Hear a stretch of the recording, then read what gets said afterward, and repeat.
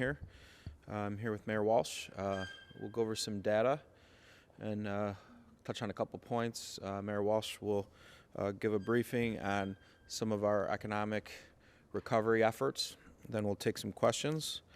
I want to thank the mayor for being here and all the work he's done. I can't ask for a better partner through these unprecedented times than the mayor of the city of Syracuse. Today, unfortunately, we've lost another neighbor to COVID-19. She was in her 70s, underlying health conditions. Again, this is just too tough when you think about this and you put yourself in the shoes of the families. She's sick, she's in the hospital, and she can't be there at the end, and her family can't be with her. So we're thinking about their families. We're grieving with them as a community and remembering them. And our thoughts and prayers are with all those who have lost a loved one and those neighbors that are no longer with us. When we look at our active cases, I'm going to go through the data, then I'm going to explain some of the data. We currently have 724 cases. Up from 695 yesterday. This is 29 new cases. We currently have 42 individuals in the hospital. This is down 2. This represents 15% of our active cases. Our hospitalization rates have stabilized and are starting to go down. Positive news. We now have 12 individuals in ICU. This is down, and this now represents 4% of our active cases. At one point, that number was close to 10% of our active cases. So that's positive news related to our infrastructure in the hospitals, our ability to fight this fight. When we look at the 42 individuals who are hospitalized, we have 23 Caucasian, 10 African American, 3 of another race, and 6 folks who we don't have their demographic data on. Today there are 422 people who have recovered. Our green curve, this is up 18 people from yesterday. Very good news. We continue to see recoveries, lots of recoveries each day. Very positive. So looking at our yellow curve, these are our active cases that our health department is monitoring. Our active curve, we now have 279 active cases. This is up from yesterday. We knew that this would be a moving target with our yellow curve as we're doing proactive testing and trying to hunt out the virus in various areas of the community now, and really where we've been going into potential hotspots with the anticipation that we are going to find more positives. We'll go through that data in a minute. We now have 97 individuals in our positive total that are household contacts. So out of our 700 and what do we have, 724? Out of the 724, 97 cases were contacts. They weren't original carriers of COVID.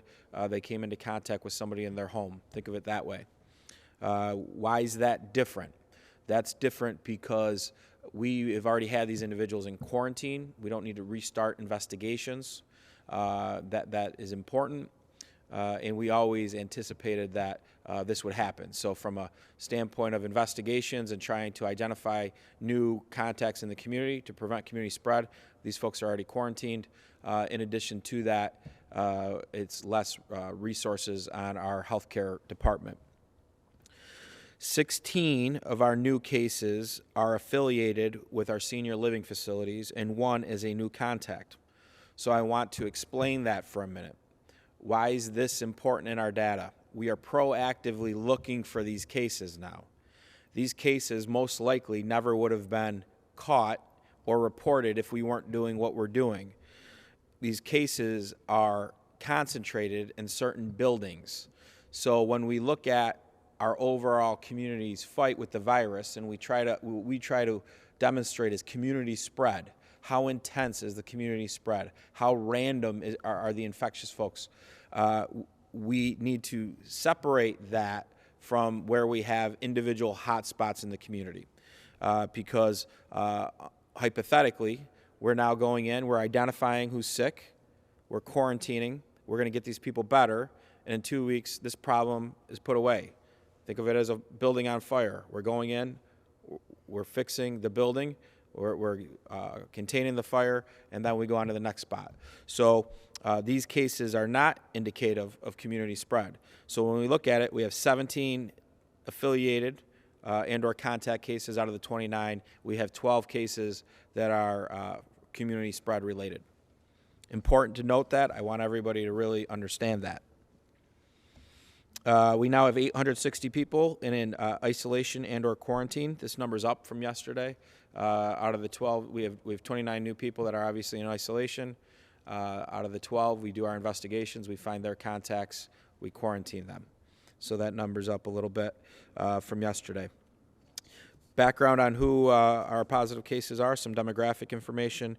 402 are female, 322 are male, 26 are under 19, 138 are in their 20s, 101 are in their 30s, 113 are in their 40s, 127 are in their 50s, 107 are in their 60s, 54 in their 70s, 41 in their 80s, and 17 in their 90s.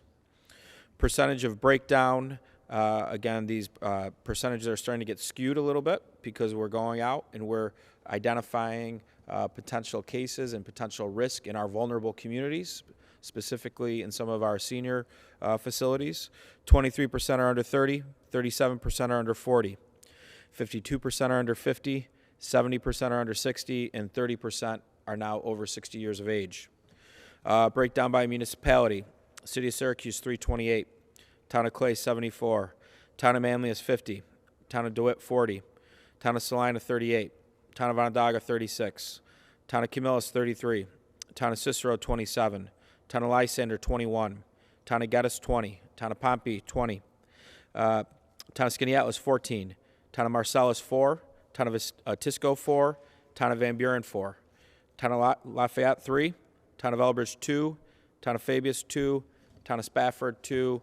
And Town of Tully, 2. So we've had cases in every end, every town of our county. Certain communities that host certain facilities that we've had high density of cases, their numbers are going to be disproportionately higher than others. What are we looking for? We can explain that when we look at the data.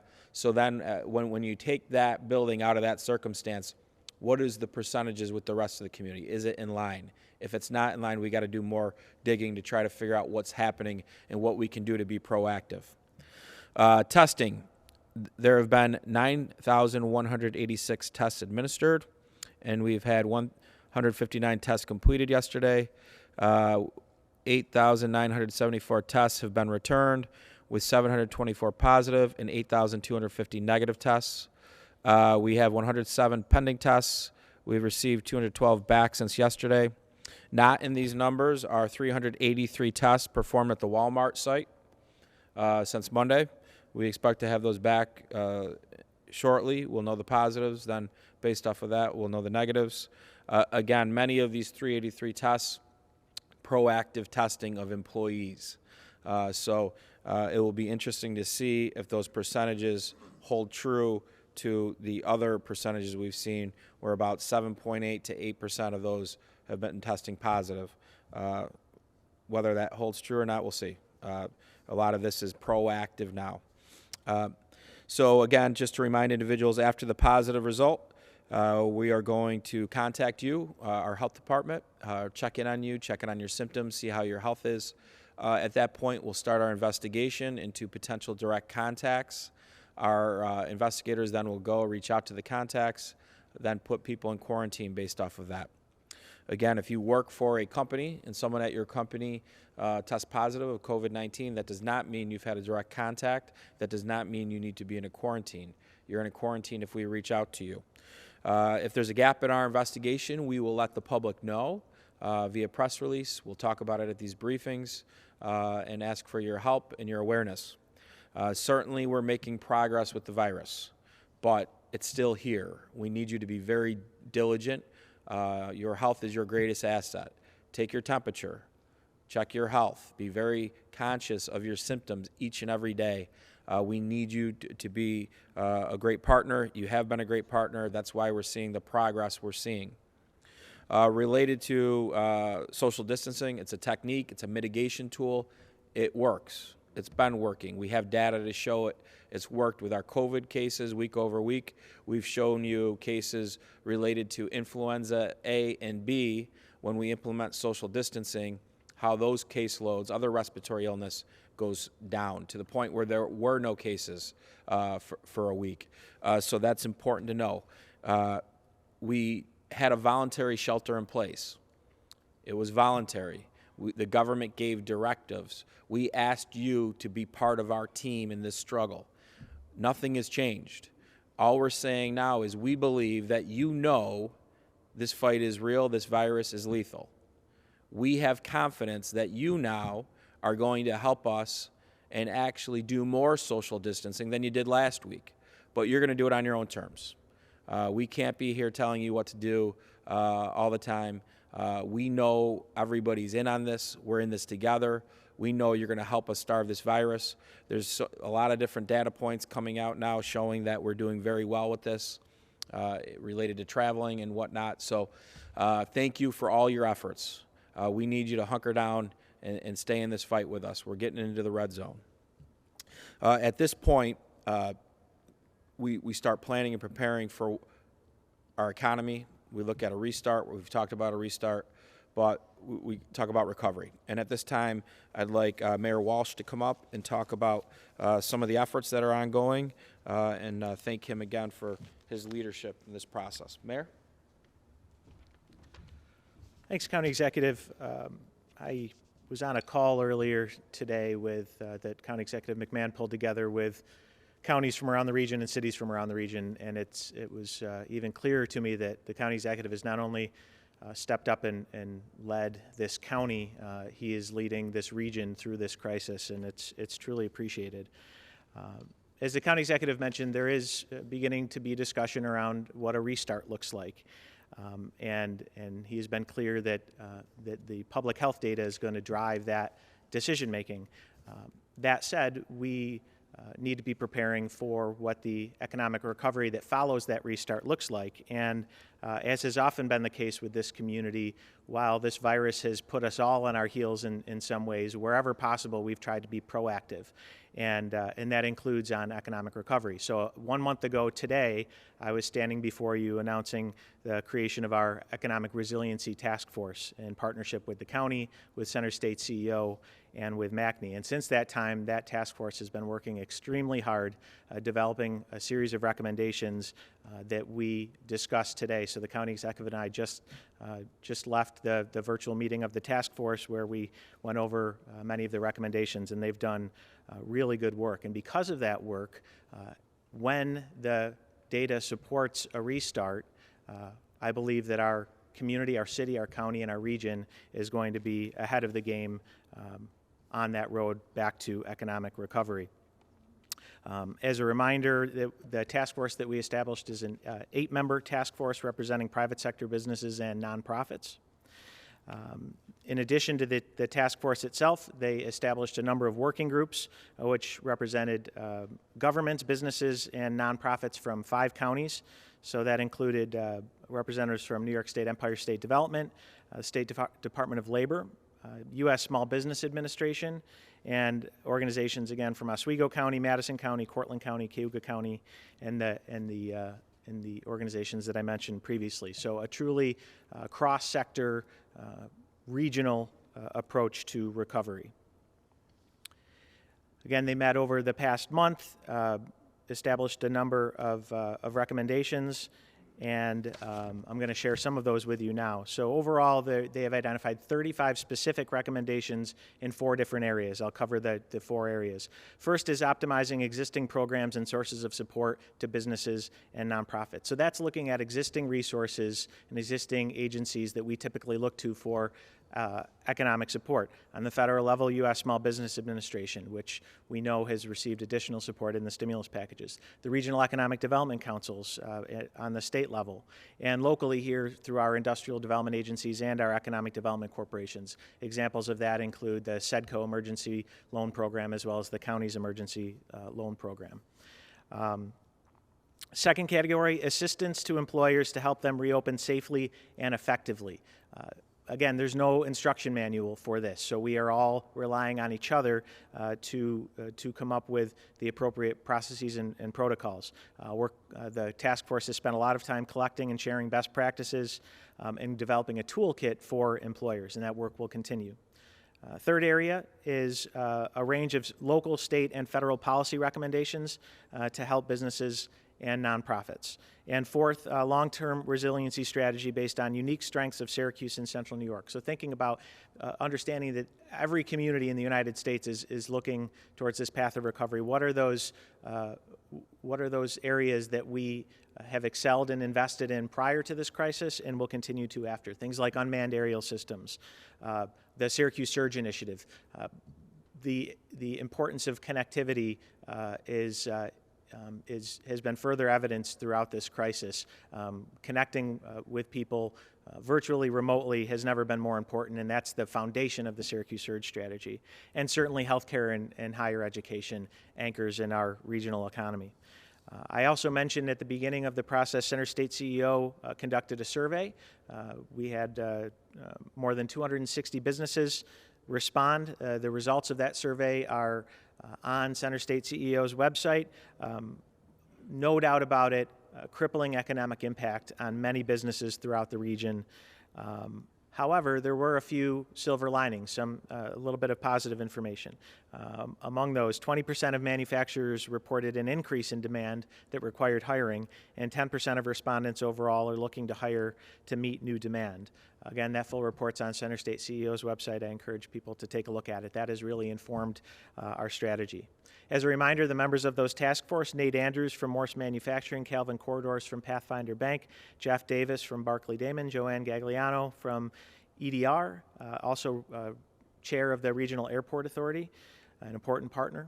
David Hoyne from Kitty Hoynes, Evelyn Ingram from Wegmans, Jeff Knaus from Digital Hive, and Loretta Zolkowski from the Human Services Leadership Council.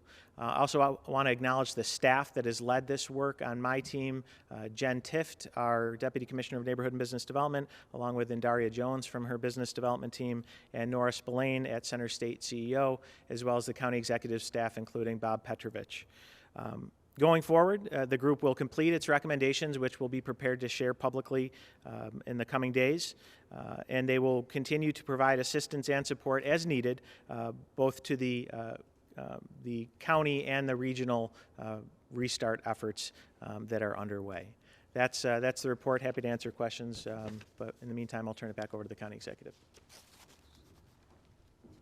Thanks, Mayor, and all the work that's been done. It's really just amazing the way that our community has responded and the way that we have come together in so many different ways. So very proud of the work that everybody's been doing and these challenges.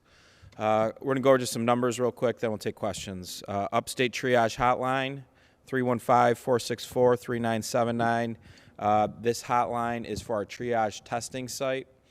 You may get referred via your primary care provider, or if you don't have health insurance, you call, you'll get screened, you set up a time to come down to the Syracuse Community Health Center to get tested for COVID-19.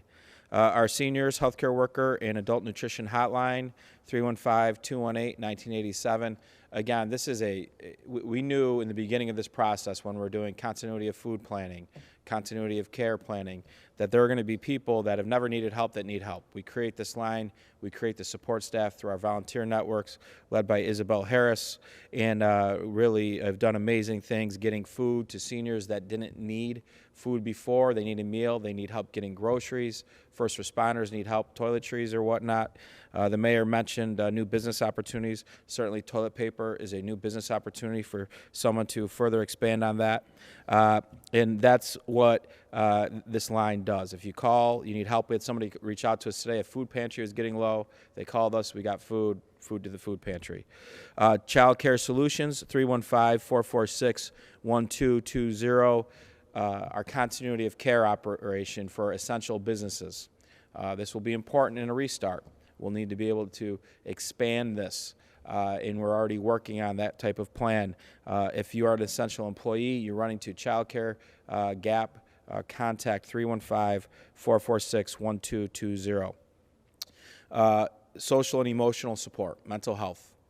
This is a real challenge. It's a public health issue. Please call 211. Talk to somebody that can help you with strategies, referrals. There is nothing to be ashamed of in this time of really unprecedented situation with this pandemic. Nobody's ever been through this before, and so it's important that we get the help we need so that we can stay healthy, especially if it's not just your health and it's your children's health. We need you to be strong and healthy for your children as well. Saying that, questions for myself, the mayor? Both of you have indicated an interest in pushing ahead with the Syracuse STEAM School renovation and opening. Do you have any indication from the state, which is hemorrhaging money and all this, that will have to be delayed, or that can go ahead this year, and that the state will be there with the education money that's going to pay for it? Yeah, my understanding is that what we're talking about for potential cuts from the state is kind of operating cuts, operating aid to municipalities. STEAM was a strategic initiative from a different pot of money, is my understanding. But Mayor, do you want to add into that? Yeah, so it's important to keep in mind that the funding for the STEAM school, the state funding, comes in the form of debt service over a long period of time. So it doesn't require a big pot of upfront money. The county has offered from very early on in the process to advance the upfront financing of the school, and we are continuing to work in that direction. Obviously, the cuts that have been discussed certainly for the city of Syracuse would be devastating.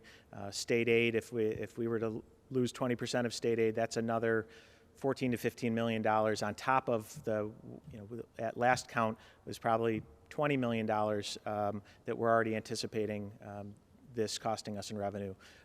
With the school district, 20% means about anywhere from $60 to $80 million, so it is significant. I think that if we end up there, we're going to have to rethink a lot of things. But as far as we're concerned, we are moving ahead with STEAM. We have had no indications from the state that their support has wavered at all. And in many ways, looking at what we're trying to accomplish with the STEAM school and preparing the workforce for the new economy, this crisis has shown light on the fact that we need to focus even more on that to make sure that we're in a position to grow and to be more resilient for future situations like this. Just to be clear on the specifics of the different pots of money, the funding for a school would come from state bonds that are less vulnerable to the economic problem we're having right now. Correct. Mayor, while you're at the podium, I know the governor has oversight on education and when schools can reopen, but I know you're going to address some of this, some education topics tomorrow. Do you foresee the school district opening again this year? We're going to have the superintendent at our briefing tomorrow. We won't have, it's not likely that we'll have any specific updates around school reopening. The governor's made it clear that that's a conversation and a decision that needs to happen at the state level, and so we're working with the school district every day to make sure that we're providing our kids with what they need during this time when they're out of school. I do want to take both of these questions as an opportunity to just reinforce how important federal aid for state and local governments is. I was incredibly disappointed that it was not included in this recent stimulus package. Certainly we're happy that businesses are getting additional funding. They need it. Certainly we're happy that our hospitals are getting additional funding. They need it. But we need it too. Local government is a foundation of your community. We provide those basic essential services that we've talked so much about in recent weeks: police, fire, health department. Think about where we would be as a community if the county was not in the position to fund the health department the way they need to. That's what's on the line here.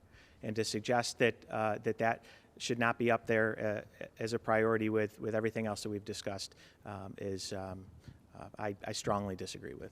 So what are Senator Schumer, Senator Gillibrand, Congressman Katko telling you about why that money hasn't been included? Well, I can say definitively Congressman Katko absolutely believes that state and local governments should receive funding and advocated aggressively for it during this last round, as did Senator Schumer, as did Senator Gillibrand. Our federal delegation has been steadfast in their efforts to support state and local government funding. Obviously, it was not the priority of everyone in Congress, and I think that's why you see you see the bill that's being voted on now. I have heard from the president, from Mnuchin, that state and local government funding is on the table, just not at this in this phase. So we are going to, we're going to try to hold them to that and hope to see it come shortly after. And I just want to go back to something we were talking about a second ago. You don't foresee yourself shutting down the school district for the rest of the year. You would leave that up to the governor. I would not make that decision. Mayor Walsh, while we have you up there for reopening, you said that you'd be releasing 35 recommendations across 4 areas. I just want to reiterate these areas with you. You said existing support, assistance to employers, policy recommendations, and then long-term, correct? Existing support among programs and at the federal, state, and local level, assistance to employers for restart, to reopen, state, local, federal policy recommendations, including what we just talked about in terms of advocating for stimulus funding, and then long-term resiliency strategy based on a sector-based approach. And you mentioned that the recommendations would be completed in the coming days, but are you able to share with us, are there any that are already established that you'd be able to share with us? Again, I wanted to cover the general areas in here. We'll provide the full recommendations, as soon as possible. Literally, the county executive and I were just sitting in on the meeting with the task force, so we want to make sure that they're all comfortable with the final recommendations before we make them public. And with your communication with the county and the other counties, does it sound like you guys are coming to a date, a week, a month that would almost be good to restart, to begin that? And I hand it back over to our fearless county and regional leader. We're having great conversations, and if you can imagine all the feedback from the business community, we're lucky we've taken this team approach to economic development in our county with the mayor, myself, and McNee, the regional council, Center State. So we work on a team on this stuff all the time. All the rest of the communities, that's not necessarily the way that business is done. So what we've done is we've gotten county leaders together. Counties have all the health departments responsible for the front line in this fight. We've gotten our cities, who represent the hearts and really the heart of the region's economic engines, together, so that everybody's comfortable. We're getting feedback in from business from every end of this. We've gotten that feedback in from our region, and now our health departments have all talked to each other. And we're working through a concept of a restart. Now our health departments are digesting that. They're going through various scenarios that they've seen in their investigation, and they're looking at this and making their recommendations for tweaks and for input. So we're doing all this. We're going to get back together tomorrow. We'll probably be back together on Saturday or Sunday as well, and then we'll have a plan for the state to consider. And there's the plan, which talks about phase 1, what that looks like, phase 2, and phase 3. But then the when, and the when is what triggers the plan. The when is the healthcare data, and we've talked a little bit about some of those driving factors. So really, it's the healthcare when is data driven. There's no political influence there from any level of government. That's just when this can happen, when these 5 things can happen and the health commissioners are comfortable, that's when this starts. The plan is what we need to agree at the local level with the input from all of our stakeholders, and then we need the governor's buy-in as well, so that the governor's comfortable with that. And then the governor may come back and give us feedback, say, really need to know more here, here, or here. Then we get back to the drawing board. But that's kind of how we envision this thing playing out. So the health departments all cohesively come together, and then they kind of give you, the counties, the cities, a recommendation as to when they think you can roll out the phases, phase one? Yeah, the data is going to drive that. So it's the health department will say this is what we're interested in seeing happen before the restart. And a lot of this is, remember, this is all fluid. There's data coming in every day. There's trends that have been positive, but those trends could go the other way if we start easing up on social distancing. Right now, what's been driving a lot of our cases are these affiliated cases. These weren't driving our cases 2-3 weeks ago. Community spread was driving it. So if you remember when this all started, 50-50 travel-related, community spread. Some point somebody came in, got it here, community spread. Our first cases were community spread. We didn't know where, still probably don't know where, but we saw a lot of travel-related community spread. You change policies and social distancing policies, the traveling stops. You don't see traveling cases anymore. It's just been community spread. Now we're looking at it and we see affiliations. We've always had contacts along the line of household contacts that became positive. Now we see affiliations specifically in dense buildings, assisted living, independent living, and nursing homes. And on that point, I mean, that's the reason you're seeing probably a higher percentage of positive results from the tests? Yeah. Yeah. Yeah. And mind you, we're out there proactively testing these people. So we're legitimizing positives that probably would have gone their way and nobody would have ever known about. We've had asymptomatic people here that we've been able to identify, quarantine, save other spread, save lives. So we look at the numbers. The numbers are still 29. If you just look at 29 cases, geez, that's a big number compared to where you were. Well, for us, we're excited because we have 12 contacts, right? 12's a little bit lower than the average for the week. And we've identified all these other people that we probably wouldn't have known had it. And now we're going to be able to get them help, and we're going to be able to prevent further spread, and we're going to save lives by doing the proactive testing. So we're excited with the numbers. On the task force, you mentioned you're meeting Saturday, Sunday, and then you'll have a plan. Did you just not list the other days, or do you mean you'll meet Sunday and then Monday have a plan? It's all fluid, Andrew. We don't have schedules. Everybody is working. So every other county leader does the same thing I do every day. It's just a different magnitude depending on how big their county is. The other mayors are doing the same thing the mayor does every day. You have a huge operation to run. You got challenges. So we're putting together a meeting with 11 elected leaders or 12 elected leaders, whatever it is not the easiest thing to do. So that's fluid. We're going to at least have 2 more conversations together before anything's submitted to the governor. You mentioned the third part of the restart phase is presenting it to the state. When you do that, what are you hoping their input will be in their role in the rephase of the reopening of the region? Well, to be clear, if the data shows that anything before a May 15th start is appropriate, the healthcare data, we need the governor to say, I agree. He has that power. So if we all agree that, okay, the 5 metrics have been met, the day is before May 15th, we agree to that. He still needs to agree to that. So certainly we want to have a very comprehensive, well thought out plan. I think if you look at I wanted to share with you a couple data points.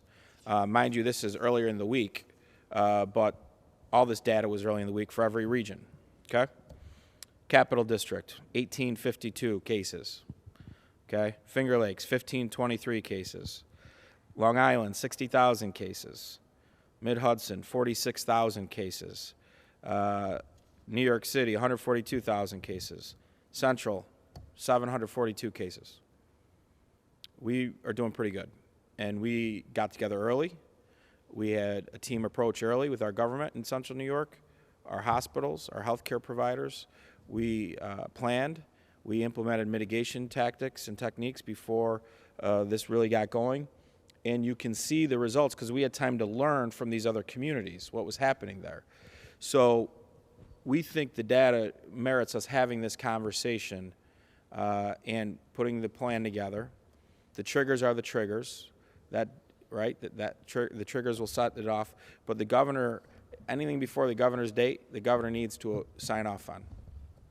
Would you go through some numbers for me, even if we run through these quickly? How many places have you done proactive testing? You mentioned about 6 hotspot type residences yesterday. Have you gone to all 6 of these places to do this proactive testing? I think so, Andrew. I think we're well beyond that process now. Remember, we have nursing home employees going to one site. We have offered to do nursing home employees at other sites as well. The state has done testing in nursing homes.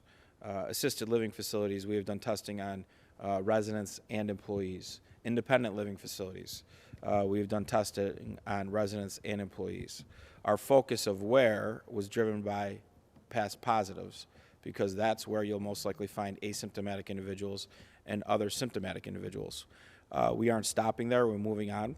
If we still have resources after that, we could go into testing in other dense buildings where you see density. We could do testing with health aides who are in and out of housing.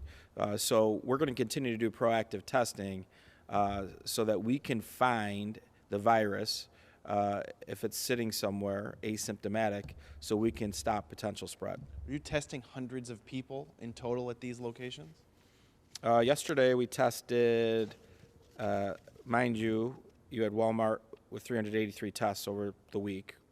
Yesterday we had 159 tests yesterday. So we got a lot back. 212 tests back yesterday. The day before we got a lot of tests back. So we went into some hot spots. We knew we'd find some positives. We found a bunch of positives today. Now we know, if you look at the 2-week lag, in 2 weeks from now, we're hopefully going to have all these people better, and all their quarantines hopefully will be in a position to be released. And because many of these weren't community spread, in theory, we won't see those numbers again, right? We won't see these hot spots again. We've identified them all in our community. We're proactively testing so that in 2 weeks, that problem's off the table. What's left is what the real community spread is. How do we fight that? We social distance, and social distancing will be the norm in any phase in as well. Businesses will need to social distance. This will not stop. This is a mitigation technique that will be with us until this virus is gone. The county has not tested residents of nursing homes, right? No. Because that's state regulated. Correct. Okay. The state of New York is in charge of nursing homes. But you have done They've some made- proactive employees of nursing homes. Correct. But the county is doing assisted living and senior independent living. Yes. Ryan, can I just follow up on that? I mean, the testing at these senior living facilities is voluntary. Why doesn't the county offer voluntary testing of nursing home residents? Is that not working? We've been talking with the state of New York, and the state of New York is in charge of nursing homes. They've made that very clear. We're going to honor their wish, and we'll stay in our lane. We are here to help when they need our help, if they need it. They haven't asked for it. No, they talk to us every day. We let them know what we're doing. We let them know we're concerned because we talk to our nursing homes, of course. We know these people. But from a standpoint of testing residents, the state of New York is the regulatory arm over these private businesses. And the private businesses are private businesses. They know the rules. They know who they report to. And so that's where that lies. The state of New York is going to make the decision about testing residents in nursing homes. In your discussions with the nursing homes, are they satisfied that they're able to get testing when they think they need it? I don't think it's been an issue where I don't think there's been anybody asking for testing and it hasn't happened. That I think that is not a problem. If anything, it would be the other way around for a period of time. But right now, The good news is there are nursing home residents being tested. The state of New York's testing them. We've offered testing to employees. So we're getting our hands around when there is a problem, and we're getting out in front of potential problems due to the density and the nature of these facilities. Where the county does have jurisdiction, why not name the facilities?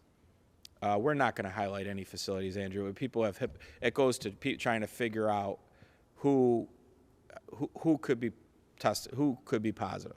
Some of these facilities have 15 people living in there. That's 15 doors. You can try to figure out who it is.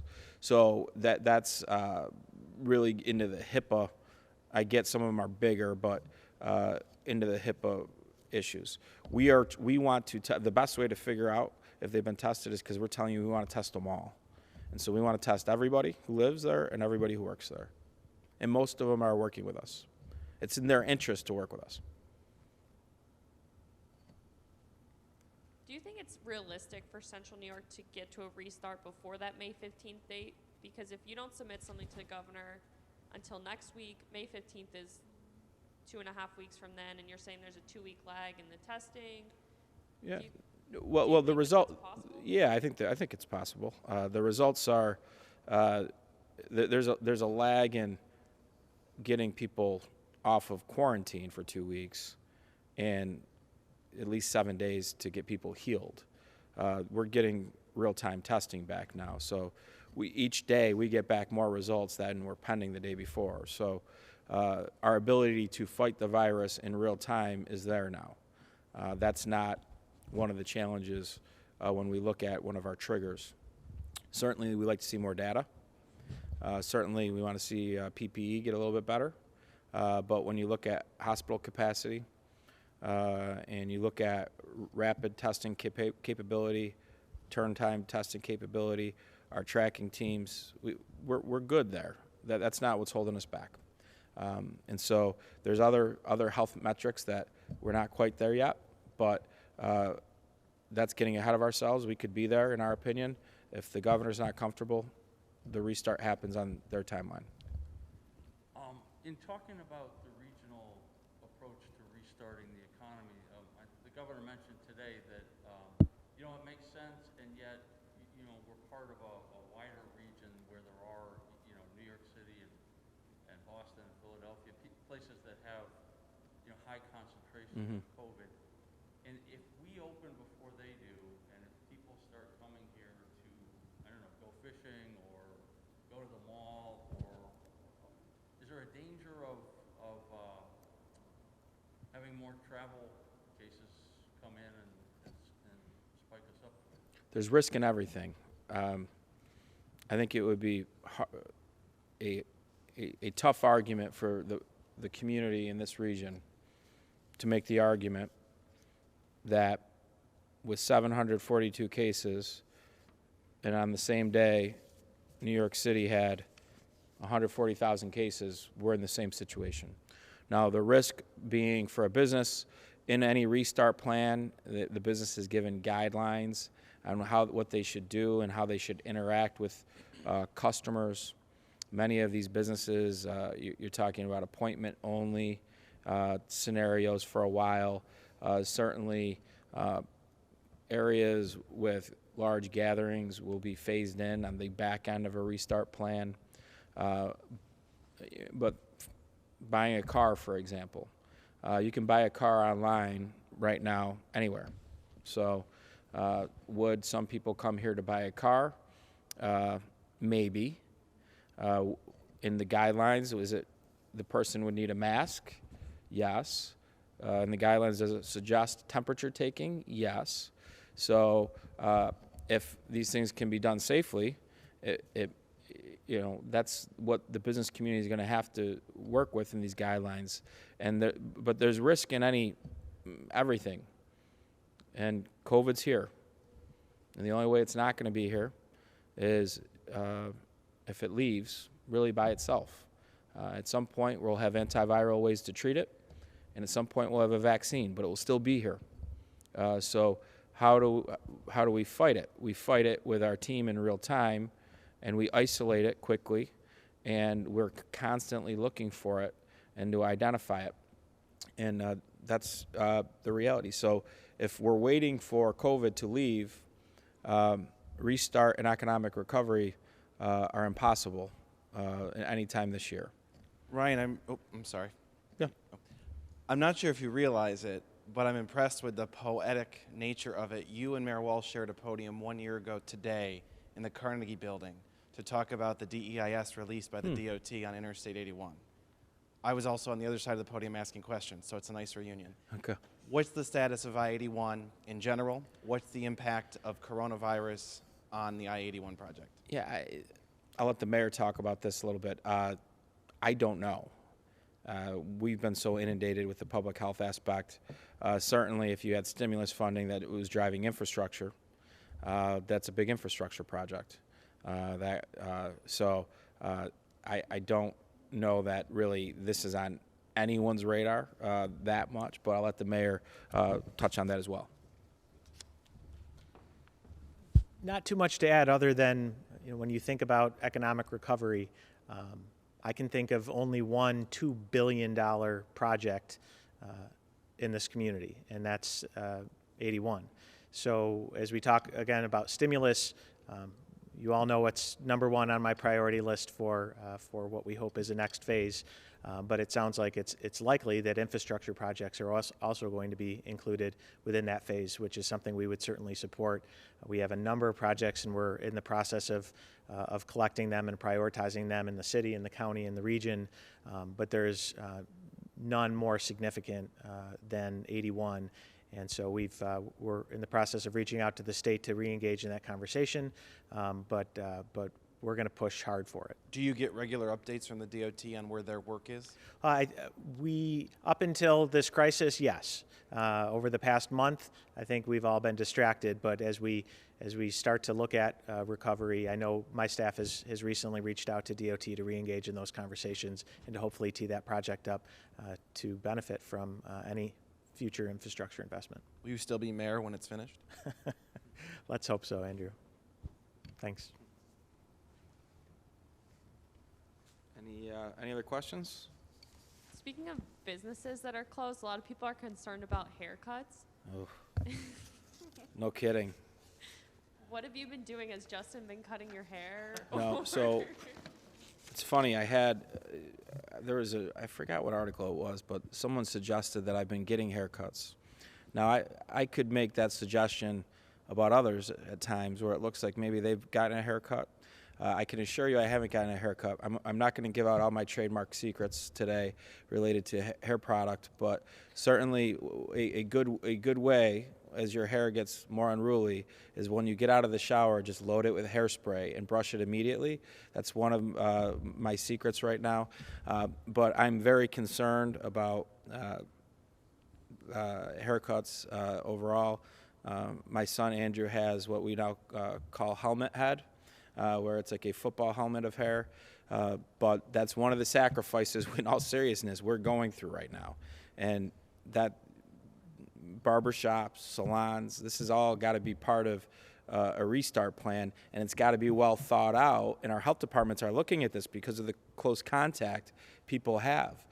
So something as simple as a haircut, it will take, our haircuts, the mayor and I's used to be about 5-10 minutes each. Now it'll be about 20 minutes each when this is all done.